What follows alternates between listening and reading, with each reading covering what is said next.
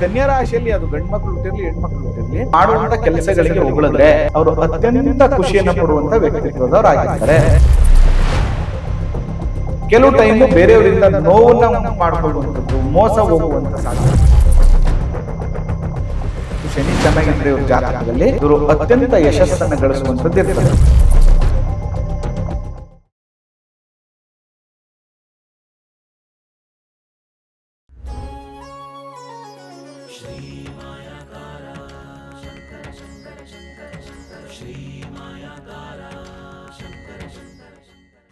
ಶ್ರೀ ಗುರುಭ್ಯೋ ನಮಃ. ಮಾಯಕಾರ ಪ್ರಭುವೇ ನಮಃ. ಗಣೇಶ ದೇವಿ ವಾಗ್ದೇವಿ ಮಮ ವಾಕ್ಯ ಸಿದ್ಧಿ ಕುರು ಸ್ವಹ. ಓಂ ನಮೋ ಭಗವತಿ ಚಾಮುಂಡೇಶ್ವರಿ ಮಲಯಾಳ ಸ್ವರೂಪಿಣಿ ಸರ್ವಸಿದ್ಧಿಕಾರಿಣಿ ಸತ್ಯಂ ಬ್ರೂಹಿ ಸ್ವಹ.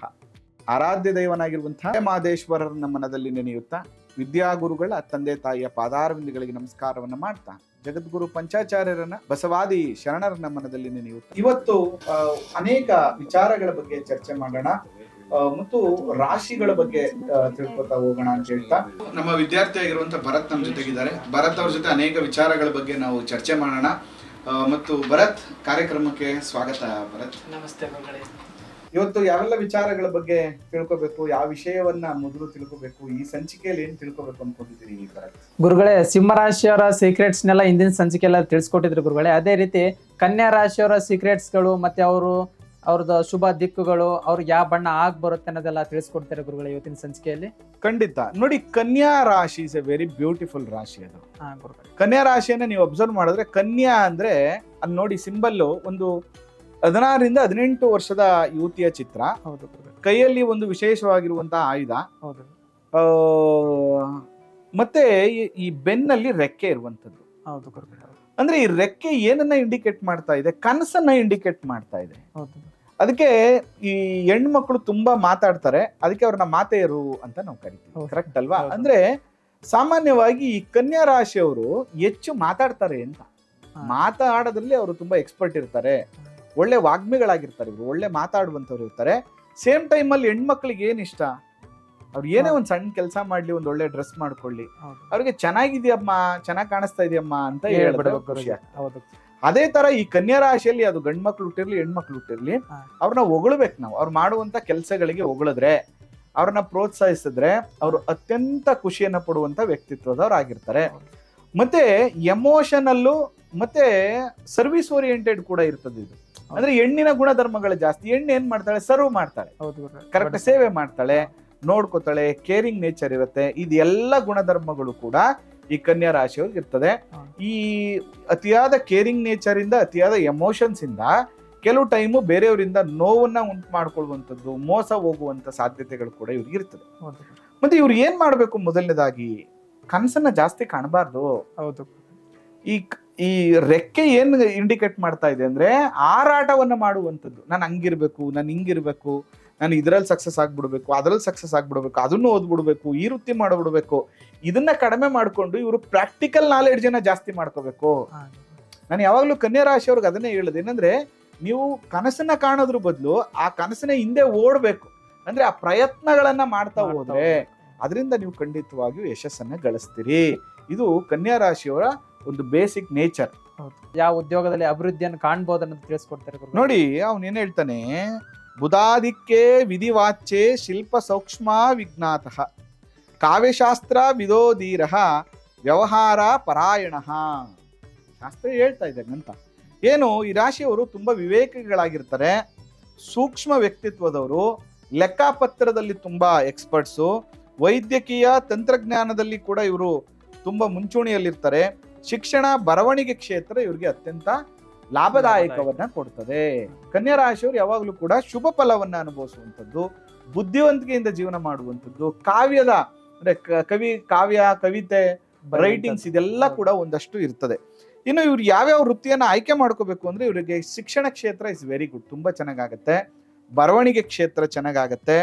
ಮತ್ತು ಪತ್ರಿಕೋದ್ಯಮ ಈ ರಾಶಿಯಲ್ಲಿ ಹುಟ್ಟಿರುವಂಥವ್ರಿಗೆ ಚೆನ್ನಾಗಾಗತ್ತೆ. ಇನ್ನು ವೈದ್ಯಕೀಯದಲ್ಲಿ ಕೂಡ ಇವ್ರಿಗೆ ತುಂಬಾ ಚೆನ್ನಾಗಿದೆ. ಬಟ್ ಇವರು ಮೆಡಿಕಲ್ ಲೈನ್ ಅಂದ್ರೆ ಮೆಡಿಕಲ್ ಸ್ಟೋರ್ ಅಥವಾ ಒಂದು ಫಾರ್ಮಸಿ ಲೈನ್ ಅಲ್ಲಿ ಇವರು ಹೋದ್ರೆ ತುಂಬಾ ಯಶಸ್ಸು ಇವ್ರಿಗೆ ಸಿಗುತ್ತೆ. ಇನ್ನು CA ಅಕೌಂಟ್ಸ್ ಆಗ್ಲಿಕ್ಕೆ ಕೂಡ ಇವ್ರಿಗೆ ಅನುಕೂಲ ಆಗುವಂಥದ್ದು ಇರ್ತದೆ. Technical, IT, software, analysis, design, ಈ ಕ್ಷೇತ್ರಗಳು ಇವ್ರಿಗೆ ಅತ್ಯಂತ ಶುಭ ಫಲವನ್ನ ಕೊಡುವಂಥದ್ದು. ಇನ್ನು ಕಾನೂನು ಅಂತ ಬಂದ್ರೆ ಇವರು ರಿಪೋರ್ಟರ್ ಆಗ್ಬೋದು, ಎಡಿಟರ್ ಆಗ್ಬೋದು ಮತ್ತು ಅಡ್ವೊಕೇಟ್ಸ್ ಆಗ್ಬೋದು. ಇದಿಷ್ಟು ಕೂಡ ವೃತ್ತಿಗಳು ಇವರಿಗೆ ತುಂಬಾ ಚೆನ್ನಾಗತ್ತೆ. ಸಾಮಾನ್ಯವಾಗಿ ಇವ್ರಿಗೆ ಗುರು ಮತ್ತೆ ಶನಿ ಬಲ ಇವರಿಗೆ ಬಹಳ ಮುಖ್ಯ. ಬುಧ ಚೆನ್ನಾಗಿರ್ಬೇಕು, ಗುರು ಚೆನ್ನಾಗಿರ್ಬೇಕು ಮತ್ತು ಶನಿ ಚೆನ್ನಾಗಿದ್ರೆ ಇವ್ರ ಜಾತಕದಲ್ಲಿ ಇವರು ಅತ್ಯಂತ ಯಶಸ್ಸನ್ನ ಗಳಿಸುವಂತದ್ದು ಇರ್ತದೆ. ಆದ್ರೆ ಇವ್ರಿಗೆ ಏನಂದ್ರೆ ಈ ಲಗ್ನಾಧಿಪತಿ ಬುಧ ಇದನ್ನಲ್ಲ, ಇವನು ಜಾತಕದಲ್ಲಿ ಬಲಿಷ್ಠನಾಗಿದ್ರೆ ಇವರು ಸ್ವಂತ ಉದ್ಯೋಗವನ್ನ ಕೂಡ ಮಾಡ್ಬೋದು. ಆದ್ರೆ ಅವನು ವೀಕ್ ಇದ್ದಾನೆ ಅಥವಾ 6ನೇ ಮನೆ ಅಧಿಪತಿ ಚೆನ್ನಾಗಿದ್ದಾನೆ ಅಂದ್ರೆ ಇವರು ಈ ಪ್ರೊಫೆಷನ್ ಅನ್ನ ಆಯ್ಕೆ ಮಾಡ್ಕೊಂಡು ಉದ್ಯೋಗ ಮಾಡಿದ್ರೆ ಸಾಕು, ಇವರು ಅತ್ಯಂತ ಯಶಸ್ಸನ್ನ ಇವರು ಗಳಿಸ್ಬಿಡ್ತಾರೆ. ಇನ್ನು ಈ ಕನ್ಯಾ ರಾಶಿಯವ್ರಿಗೆ ಆರೋಗ್ಯದ ಸಮಸ್ಯೆಗಳು ಅಂತ ಬಂದಾಗ, ಕಾಯಿಲೆಗಳು ಅಂತ ಬಂದಾಗ ಯಾವ ವಿಚಾರದಲ್ಲಿ ಇವರು ಎಚ್ಚರಿಕೆಯಿಂದ ಇರಬೇಕಾಗ್ತದೆ? 6ನೇ ಮನೆ ಅಧಿಪತಿ ಶನಿ ಮತ್ತು ಎಲ್ಲದಕ್ಕಿಂತ ಮುಖ್ಯವಾಗಿ ಲಗ್ನಾಧಿಪತಿ ವೀಕ್ ಆಗ್ಬಾರ್ದು. ಅಕಸ್ಮಾತ್ ಬುಧ ಏನಾದ್ರೂ ನಿಮ್ ಜಾತಕದಲ್ಲಿ ವೀಕ್ ಇದ್ರೆ ಕನ್ಯಾ ರಾಶಿಗತೋ ಬುಧಃ ಪಿತ್ತ ಶ್ಲೇಷಾತ್ಮಿಕ ಸ್ಮೃತಃ ಉಲ್ಬಣ ಜಠರಾಗ್ನಿಶ್ಚ ಮಲಬಂಧಶ್ಚ ಧಾರಣ ಅಂತ ಹೇಳ್ಬಿಟ್ಟು. ಅಂದ್ರೆ ಅದ್ರ ಅರ್ಥ ಏನು? ಇವರು ಹೊಟ್ಟೆ ಸಂಬಂಧ ಕಾಯಿಲೆಗಳನ್ನ ಅನುಭವಿಸ್ತಾರೆ, ಊಟ ಮಾಡುದು ಸರಿಯಾಗಿ ಜೀರ್ಣ ಆಗದಿರುವಂತ ದೋಷಗಳು, ತಲೆಗೆ ಸಂಬಂಧಪಟ್ಟಂತ ತೊಂದರೆಗಳನ್ನ ಇವರು ಅನುಭವಿಸುವಂತ ಸಾಧ್ಯತೆಗಳಿರ್ತದೆ, ಮಲಬದ್ಧತೆಯ ತೊಂದರೆಗಳನ್ನ ಅನುಭವಿಸುವಂಥದ್ದು, ಈ ರೀತಿಯ ಆರೋಗ್ಯದ ಸಮಸ್ಯೆಗಳನ್ನ ಇವರು ಅನುಭವಿಸಬೇಕಾಗ್ತದೆ. ಮತ್ತೆ ನ್ಯೂರೋ ಪ್ರಾಬ್ಲಮ್ಸ್, ನರಕ್ಕೆ ಸಂಬಂಧಪಟ್ಟದ್ದು. ಯಾಕಂದ್ರೆ ಈ ರಾಶಿಗೆ ಅಧಿಪತಿ ಬಂದು ಬುಧ ಆಗಿರೋದ್ರಿಂದ ಇದು ನರ್ವಸ್ ಸಿಸ್ಟಮ್ ನ ಇಂಡಿಕೇಟ್ ಮಾಡುತ್ತೆ. ನರ ಸಂಬಂಧ ಕಾಯಿಲೆಗಳನ್ನ ಇವರು ಅನುಭವಿಸುವಂತ ಸಾಧ್ಯತೆಗಳು ಜಾಸ್ತಿ ಇರ್ತದೆ. ಅದೇ ರೀತಿ ಗುರುಗಳೇ, ಇವರಿಗೆ ಯಾವ ನಂಬರ್ ಆಗ್ ಬರುತ್ತೆ ಅಂತ ಅದನ್ನೊಂದು ತಿಳಿಸ್ಕೊಡಿ ಗುರುಗಳೇ, ಈ ರಾಶಿಯವರಿಗೆ. ಕರೆಕ್ಟ್ ನೋಡಿ, ನಂಬರ್ಸ್ ಅಂತ ಬಂದಾಗ ಲಕ್ಷ್ಮೀನಾರಾಯಣ ಯೋಗ ಅಂತ ಕರಿತೀವಿ. ಲಕ್ಷ್ಮೀನಾರಾಯಣ ಯಾರಾದ್ರಲ್ಲಿ? ಗುರುಗಳೇ, ಬುಧ ಬಂದ್ಬಿಟ್ಟು ನೀವ್ ಹೇಳ್ಕೊಟ್ಟಿದ್ರು ಒಂದ್ಸರಿ ವಿಷ್ಣು ಅಂತ, ಶುಕ್ರ ಬಂದ್ಬಿಟ್ಟು ಲಕ್ಷ್ಮಿ ಅಂತ ಹೇಳಿದ್ರಿ. ಹಾಗಾದ್ರೆ ಬುಧನ್ ನಂಬರ್ ಏನಾಯ್ತು ಇಲ್ಲಿ? ನಂಬರ್ 5, ಶುಕ್ರ ನಂಬರ್ 6. ಅದರಿಂದ ಇವ್ರಿಗೆ ಒಳ್ಳೆ ನಂಬರ್ ಅಂದ್ರೆ 5 ಮತ್ತು 6ನೇ number is very good number. ಈ ರಾಶಿಯವರು 5 ಮತ್ತು 6ನೇ ನಂಬರ್ ನ ಫಾಲೋ ಮಾಡೋದ್ರಿಂದ ಅವರು ಅತ್ಯಂತ ಯಶಸ್ಸನ್ನ ಅದರಲ್ಲಿ ಗಳಿಸ್ತಾರೆ. ಅದೇ ರೀತಿ ಇವ್ರಿಗೆ ಯಾವ ದಿಕ್ಕಿನ ಮನೆ, ಸೈಟು ಮತ್ತೆ ಇನ್ನಿತರ ಈಗ ಒಂದು ವ್ಯಾಪಾರ ಮಾಡ್ಬೇಕಂದ್ರೆ ಯಾವ ದಿಕ್ಕಿನಲ್ಲಿ ಅವರು ವ್ಯಾಪಾರ ಮಾಡಿದ್ರೆ ಶುಭನ ತಿಳಿಸ್ಕೊಡಿ ಗುರುಗಳು. ಒಂದು ಬಹಳ ಪ್ರಮುಖವಾಗಿ ಹೇಳ್ಬೇಕಾಗಿರುವಂತದ್ದು ಕನ್ಯಾ ರಾಶಿಯವ್ರಿಗೆ ದಕ್ಷಿಣ ಇಸ್ ವೆರಿ ಗುಡ್. ಆಪ್ಷನ್ ಅಲ್ಲಿ ಪಶ್ಚಿಮ ಕೂಡ ಆಗತ್ತೆ, ಉತ್ತರ ಕೂಡ ಆಗತ್ತೆ. ಇದನ್ನ ಇವರು ಫಾಲೋ ಮಾಡಬಹುದು. ಪೂರ್ವ ಅಷ್ಟೊಂದು ಆಗೋದಿಲ್ಲ ಇವರಿಗೆ. ಬಟ್ ಕನ್ಯಾ ರಾಶಿಯವ್ರಿಗೆ ದಕ್ಷಿಣ ಮೊದಲು, ಪಶ್ಚಿಮ ಸೆಕೆಂಡ್, ಆಪ್ಷನಲ್ ಉತ್ತರ ಕೂಡ ಇವರಿಗೆ ಶುಭ ಫಲವನ್ನ ಕೊಡುವಂತದ್ದು ಇರ್ತದೆ. ಕನ್ಯಾ ರಾಶಿದು ಯಾವ್ಯಾವ ಬಣ್ಣಗಳು ಅವ್ರಿಗೆ ಮ್ಯಾಚ್ ಆಗುತ್ತೆ, ಯಾವ ಬಣ್ಣದಿಂದ ಅವ್ರಿಗೆ ಏನು ಪಾಸಿಟಿವ್ ನೆಗೆಟಿವ್ ಅನ್ನ ತಿಳಿಸ್ಕೊಡಿ ಗುರುಗಳು. ನೋಡಿ, ಇವ್ರಿಗೆ ರೆಡ್ ಆಗಲ್ಲ ಸರ್. ರೆಡ್ ಬಿಟ್ಬಿಡ್ಬೇಕು ಇವ್ರು ಯಾವಾಗ್ಲೂ. ರೆಡ್ ಆಸೆ ಬಿಟ್ಬಿಡ್ಬೇಕು. ಯಾಕಂದ್ರೆ ಕನ್ಯಾ ರಾಶಿಗೆ 8ನೇ ಮನೆ ಬಂದು ಮೇಷ ಬರುತ್ತೆ. ಅದಕ್ಕೆ ರೆಡ್ ಕಲರ್ ಅಂದ್ರೆ ದುಸ್ಥಾನ ಅದು. ಅದರಿಂದ ರೆಡ್ ಹಾಕೊಳ್ಳೋದ್ರಿಂದ ಯಾವಾಗ್ಲೂ ಡೇಂಜರ್, ಇದು ಪ್ರಾಬ್ಲಮ್ ಆಗುತ್ತೆ. ಇವ್ರು ಯಾವಾಗ್ಲೂ ಏನಂದ್ರೆ light green is very good. Light pink, light colours ಇವ್ರಿಗೆ ಅತ್ಯಂತ ಶುಭ ಫಲವನ್ನ ಕೊಡುವಂತದ್ದು ಇರ್ತದೆ. Pink, light pink, green, light green, ಇವೆಲ್ಲ ಬಣ್ಣಗಳು ಇವ್ರಿಗೆ ತುಂಬಾ ಚೆನ್ನಾಗಿ ಆಗ್ಬಾರ್ದು. ಅದೇ ರೀತಿ ಈಗ ದುಸ್ಥಾನ ಮಾರಕ ಸ್ಥಾನದಲ್ಲಿದ್ರೆ ಅದಕ್ಕೇನು ಅದಕ್ಕೆ ಫಲ ಅಫಲ ಅನ್ನೋದು ಇರುತ್ತಲ್ಲ, ಅದಕ್ಕೆ ಪರಿಹಾರನ ತಿಳಿಸ್ಕೊಡಿ ಗುರುಗಳೇ ಇವತ್ತಿನ ದಿವಸ. ಅದನ್ನ ನೋಡಿ, ಪರಿಹಾರಗಳು ಅಂತ ಬಂದ ತಕ್ಷಣ ಬುಧನಿಗೆ ಬಹಳ ಮುಖ್ಯವಾಗಿ ಗಮನಿಸಬೇಕಾಗಿರುವಂತದ್ದು ಏನಂದ್ರೆ, ಬುಧ ವಿಷ್ಣುವಿನ ಸಂಕೇತ. ಹೌದು. ಅದರಿಂದ ಪ್ರತಿ ಬುಧವಾರ ವಿಷ್ಣು ದರ್ಶನವನ್ನ ಮಾಡುವಂಥದ್ದು ಅತ್ಯಂತ ಶುಭ ಈ ಕನ್ಯಾ ರಾಶಿಯವರು. ಅದ್ರ ಜೊತೆಗೆ ಇವರು ಬಂಧುಗಳ ಜೊತೆ ರಿಲೇಶನ್ಶಿಪ್, ಬಹಳ ಮುಖ್ಯವಾಗಿ ಸ್ನೇಹಿತರು, ಅಕ್ಕಪಕ್ಕದ ಮನೆಯವರು, ಬಂಧುಗಳ ಜೊತೆ ಒಂದು ಒಳ್ಳೆ ರಿಲೇಶನ್ಶಿಪ್ ಇಟ್ಕೊಳ್ಳಿಕ್ಕೆ ಪ್ರಯತ್ನವನ್ನ ಮಾಡ್ಬೇಕು. ಆಗುತ್ತೋ ಬಿಡುತ್ತೋ ಪಾರ್ಟ್ 2, ಅದು ಇಟ್ಕೊಳಕ್ ಪ್ರಯತ್ನ ಮಾಡ್ಬೇಕು. ಜೊತೆಗೆ ಹೆಚ್ಚು ಕನಸನ್ನ ಕಾಣೋದ್ರ ಬದಲು ಪ್ರಾಕ್ಟಿಕಲ್ ಆಗಿ ನೀವು ವರ್ಕ್ ಮಾಡಬೇಕು. ಜೊತೆಗೆ ಕನ್ಯಾ ರಾಶಿಯವರಿಗೆ ಹಾರ್ಡ್ ವರ್ಕ್ ಆಗಲ್ಲ, ಸ್ಮಾರ್ಟ್ ವರ್ಕ್, ಬುದ್ಧಿವಂತಿಕೆಯಿಂದ ನೀವು ಕೆಲಸವನ್ನ ಮಾಡಿದ್ರೆ ಅತ್ಯಂತ ಯಶಸ್ಸನ್ನ ನೀವು ಗಳಿಸುವಂತ ಯೋಗ ಇರ್ತದೆ. ಮತ್ತು ಪರಿಹಾರಗಳಲ್ಲಿ ನೀವು ವಿಷ್ಣು ಸಹಸ್ರನಾಮ ಡೈಲಿ ಹೇಳಿ, ತುಂಬಾ ಒಳ್ಳೇದು.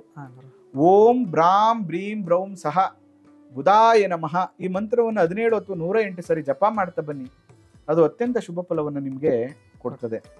ಇದಿಷ್ಟು ಕೂಡ ಇವರಿಗೆ ಶುಭ ಫಲವನ್ನು ಕೊಡುತ್ತೆ. ಅದರ ಜೊತೆಗೆ ಬುಧವಾರದ ದಿನ ವಿಷ್ಣು ದರ್ಶನ, ವಿಷ್ಣು ಸಹಸ್ರನಾಮ ಪಾರಾಯಣ ಮಾಡುವಂಥದ್ದು, ವಿಷ್ಣುವಿಗೆ ಸಂಬಂಧಪಟ್ಟಂತ ಮಂತ್ರವನ್ನ ಜಪ ಮಾಡುವಂಥದ್ದು, ಮಂಗಳವಾರ ರಾತ್ರಿ ಹೆಸರು ಕಾಳನ್ನ ನೆನೆಸಿ ಬುಧವಾರದ ದಿನ ಬೆಳಿಗ್ಗೆ ಹಸುವಿಗೆ ಕೊಡುವಂಥದ್ದು, ಈ ಕೆಲಸವನ್ನ ಮಾಡಿದ್ರೆ ಅತ್ಯಂತ ಶುಭ ಫಲಗಳು ಇವರಿಗೆ ಪ್ರಾಪ್ತಿ ಆಗುತ್ತೆ ಅಂತ ಹೇಳ್ತಾ, ಈ ಸಂಚಿಕೆಯಲ್ಲಿ ನಿಮಗೆ ಈ ಕನ್ಯಾ ರಾಶಿಯಲ್ಲಿ ಜನನ ಆಗಿರುವಂಥವರ ಸೀಕ್ರೆಟ್ಸ್ ಏನು, ಅವ್ರಿಗೆ ಉದ್ಯೋಗ ಏನು, ಅವರು ಯಾವ ವಿಚಾರದಲ್ಲಿ ಯಶಸ್ಸನ್ನು ಗಳಿಸ್ತಾರೆ, ಯಾವ ರೀತಿಯ ಹೆಲ್ತ್ ಪ್ರಾಬ್ಲಮ್ಗಳು ಬರುತ್ತೆ, ಮತ್ತು ಆ ವಿಚಾರದಲ್ಲಿ ಯಾವೆಲ್ಲ ಸೆಲೆಕ್ಷನ್ ಮಾಡುವಾಗ ಅಥವಾ ನನ್ನ ಗುಣಧರ್ಮಗಳನ್ನು ಹೇಗೆ ಬದಲಾಯಿಸ್ಕೋಬೇಕು, ಎಲ್ಲ ದೃಷ್ಟಿಕೋನದಲ್ಲಿ ಕೂಡ ಈ ಸಂಚಿಕೆಯಲ್ಲಿ ನಮ್ಗೆ ತಿಳಿಸ್ಕೊಟ್ಟಿದ್ದೇನೆ.